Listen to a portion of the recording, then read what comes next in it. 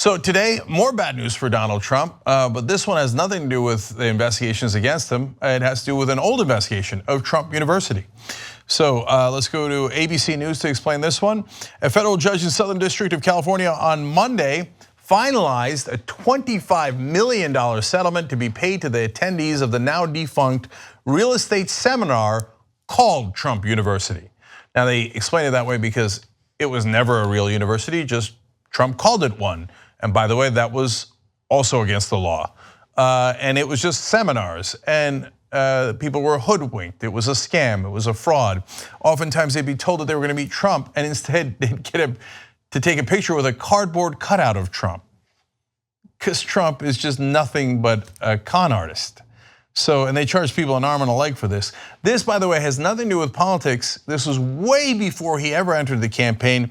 New York prosecutor Eric Schneiderman first sued Trump in 2013 for allegedly defrauding thousands of Trump University attendees out of millions of dollars. And so the New York Attorney General went after him all those years ago because anyone could see, wait, this isn't a real university, this is a total scam. You're robbing people blind.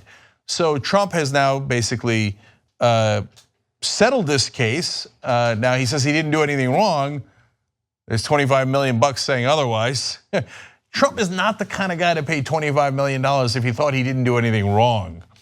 So the settlement, by the way, will recover about 90% of the costs of those who attended so-called Trump University, meaning that he ripped them off for even more money than that. He's only returning 90% of it. And finally, let me give you Eric Schneiderman's quote on this. He said the settlement marked a stunning reversal by President Trump, who for years refused to compensate the victims of his sham university. My office won't hesitate to hold those who commit fraud accountable, no matter how rich or powerful they may be. Now, I want you to imagine for a second what Fox News and the conservatives would have said if Obama had to pay a $25 million settlement because he set up a fake Obama University and robbed people. You think maybe they might have called him a hustler? What wouldn't they have called him? Look at the contrast between the two guys.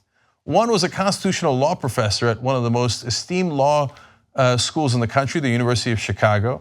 The other set up a fake university to scam people and had to pay them back $25 million because he'd robbed them. That's who Donald Trump is.